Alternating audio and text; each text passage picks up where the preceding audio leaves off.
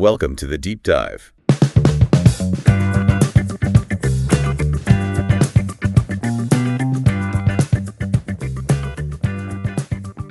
You know, you might be sensing it too, that feeling that the usual career track isn't quite so usual anymore. Definitely. Maybe you're thinking about freelancing, going independent, or, well, just wanting to navigate what's coming next. Yeah, being prepared. So today we're doing a deep dive into something pretty insightful from 𝗯cie𝗹𝗱. It's from his Revenue Like Clockwork newsletter. Ah, yes. And the piece we're looking at has this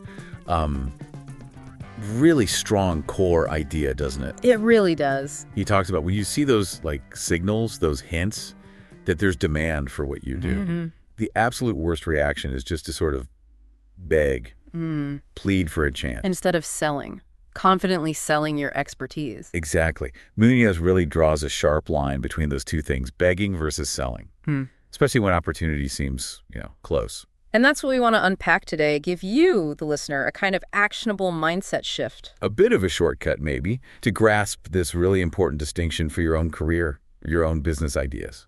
Yeah. And he frames it brilliantly right at the start with this analogy he uses, the domesticated pigeon versus the eagle. Oh, that's a great hook. It really sticks with you. It does. So let's get into that pigeon idea first. Okay. So Munoz paints this picture. You finish your education, you get into your profession, and maybe without realizing it, you become a bit like a domesticated pigeon. Comfortable, maybe. Yeah, comfortable, used to being fed by others, as he puts it, within that job structure. Safe. Routine. And the key part, rarely testing your wings, like not pushing to see what you're really capable of, how far you could scale on your own. Precisely. And that image, well, it probably hits home for anyone feeling a bit stuck or worried about job security. Right? Absolutely. Or if you're contemplating that jump to independence, that safety net feels both good and maybe limiting. Mm-hmm. It's that tension. Because deep down, Munoz suggests there's this desire to soar, to be free. To be the eagle. Right. The eagle. Self-reliant, strategic, commanding your own path. He even touches on his own journey, choosing that sort of road less traveled because he values that independence so highly. It's a really potent contrast, dependency versus intentional self-direction. Yeah. And to show why this shift matters so much, he shares this really striking example from LinkedIn, a real world case. Okay, I'm intrigued. What happened? He calls it a poignant case.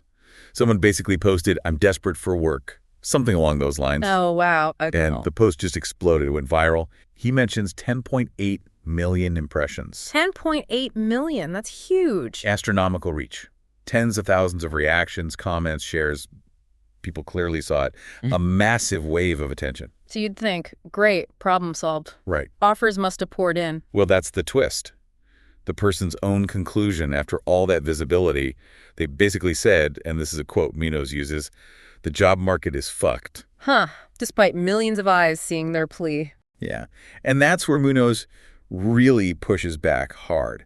He says, I call BS, even if we're in a recession. Okay, so what's the BS part?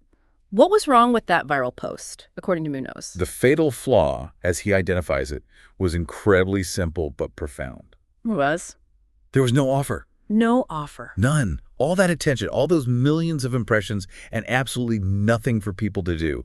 No irresistible offer, as he terms it. So just attention floating in the void. Pretty much.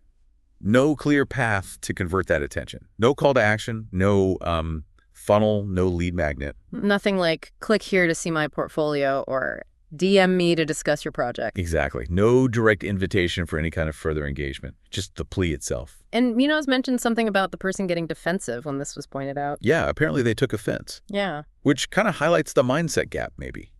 Seeing the attention itself as the point rather than, a tool. So the lesson there is huge. Attention alone doesn't pay the bills. Not at all. It's what you do with it. And in this case, there was no mechanism, no pathway for those millions of potential viewers to become leads, clients, anything concrete. It's like having a massive audience in an auditorium, but then just walking off stage without telling them anything else. Perfect analogy. Yeah. And Munoz points out the best outcome this person apparently got was a few one-off projects that maybe came out of the thousands of comments. Which sounds incredibly inefficient, sifting through comments hoping for a gig. Massively inefficient. It just shows the difference between getting seen and actually building something sustainable. The person got validation, maybe, see, it's tough out there, but missed the opportunity within that virality. Because there was nothing being offered. Precisely. Okay, so if that's the pigeon way, broadcasting need and hoping what's the alternative, what does Munoz's Eagles playbook look like? How do you sell proactively? Right. He lays out a practical strategy. 4 key points. Okay, point 1. Munoz says you need to lead with an irresistible offer in 3 seconds. 3 seconds. That's fast. Super fast. He mentions Mark Joyner's 3-second rule. Basically, you have to hook someone instantly before they scroll past. And how do you do that? What makes an offer irresistible in 3 seconds? It's about the structure, he suggests. Problem pari, promise proof trigger. Okay, break that down. So first, clearly state the problem you solve. Then, make a compelling promise about the solution or outcome.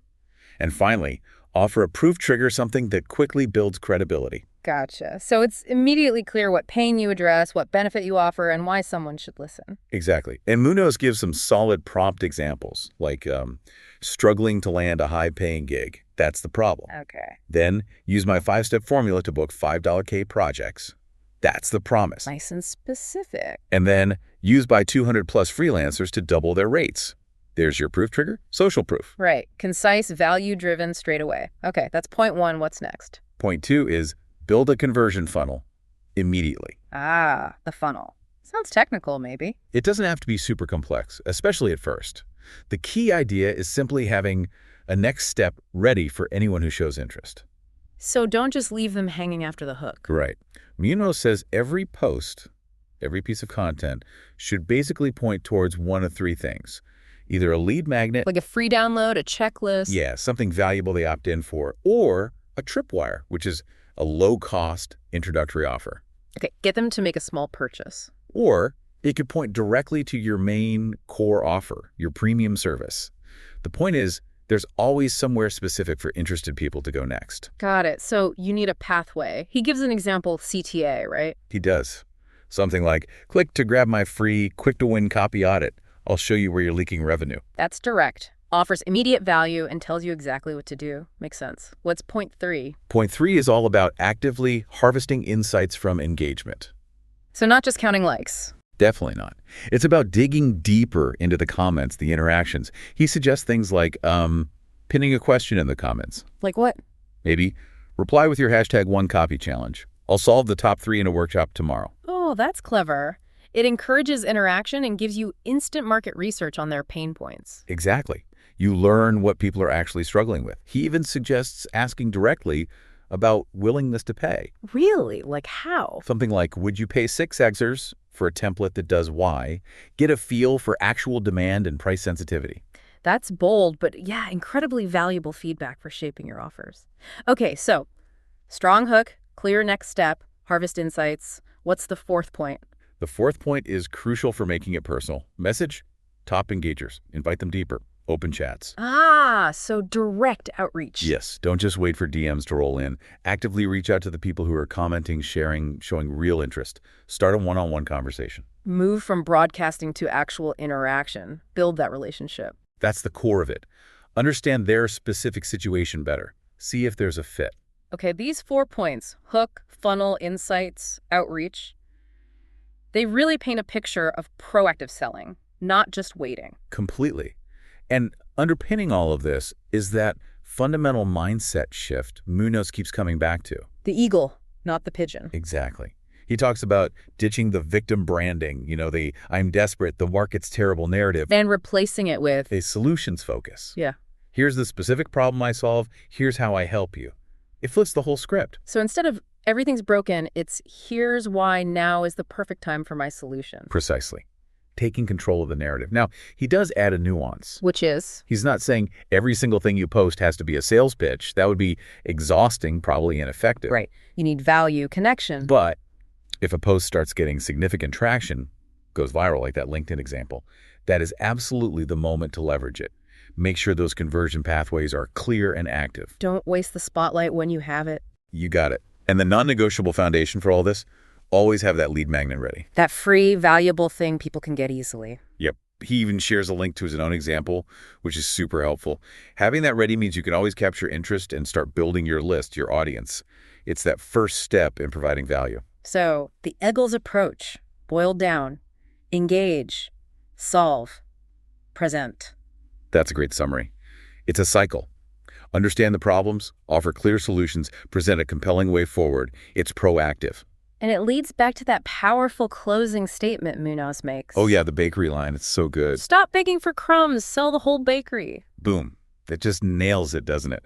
Shifting from scarcity and hoping to abundance and offering real value, confidence. So for everyone listening, the big message from this deep dive is really about examining your own approach. Are you leaning more towards passively hoping, maybe even pleading? Or are you ready to embrace that proactive, value-driven sales mindset, focusing on the solutions you provide, the problems you solve? Think about that pigeon and eagle again. Which one feels more aligned with where you want to go professionally? Relying on others or charting your own course? It's a powerful self-reflection. Definitely. And to leave you with something concrete to chew on, building on what we've discussed for 𝗯cie, here's a thought. Okay. What is one specific offer, maybe super simple to start, that you could create right now? Something, anything, that moves you from just looking for an opportunity to actively showcasing how you solve a specific problem for someone. That's a great challenge. Even a small step in that direction. Just think about it, maybe jot it down, because making that shift, even in a small way, could be the start of really taking control, eagle style.